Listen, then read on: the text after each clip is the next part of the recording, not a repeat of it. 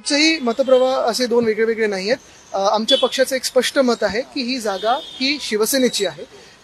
जर तुम्ही आमच्या पक्षात आमच्या सगळ्या अर्थात नेते किंवा इव्हन आमदार जे ह्या सभेसाठी मतदान करतात त्यांना विचारलं, राज्यसभेसाठी मतदान करतात, तर सगळ्याच आमदारांचं मत आहे की ही शिवसेनेची जागा आहे आणि ती शिवसेनेकडे आली पाहिजे.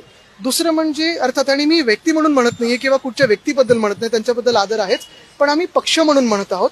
जर दोन पक्षांचा विचार केला तर आता सध्या महाराष्ट्रात काय परिस्थिती आहे, कुठच्या युत्या आहेत, कुठच्या आघाड्या आहेत, ह्याच्यावर देखील थोडं लक्ष देणं गरजेचं आहे. कारण एका बाजूला विलिनीकरणाचा विषय सुरू आहे, दुसऱ्या बाजूला जर आपण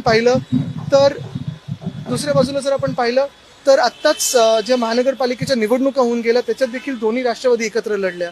मुंबईत पण आपण जर पाहिलं तर राष्ट्रवादी एक जी होती ती आमच्यासोबत लढली, नंतर एकनाथ शिंदेंना त्यांनी पाठिंबा दिलेला आहे. आणि अशा सगळ्या परिस्थितीमध्ये आपल्याला आठवत असेल 2020 साली देखील अशीच एक विनंती आली होती आणि आमची एक सीट ज्या प्रियंकाजी आहेत त्या राज्यसभेत गेल्या, पण दुसरी सीट जी होती ती राष्ट्रवादीला दिली होती. पण दुसऱ्या राऊंडला आपण पाहिलं असेल 2022ला संजय राऊतजी जिंकून आले, पण आमचे दुसरे जे होते संजय पवारजी ते त्या दिवशी पराभूत झाले.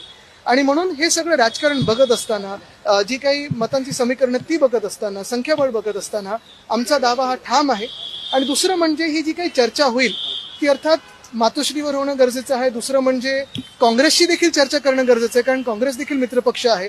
अजूनही जी आमची काँग्रेससोबत काही चर्चा झाली त्याच्यात हा विषय जो आहे कोणाला सीट गेली पाहिजे याच्यात कुठेही आलेला नाहीये. आणि म्हणून पक्षाचं जे मत आहे ते एवढंच आहे की ही जागा राज्यसभेची ही शिवसेनेचीच आहे.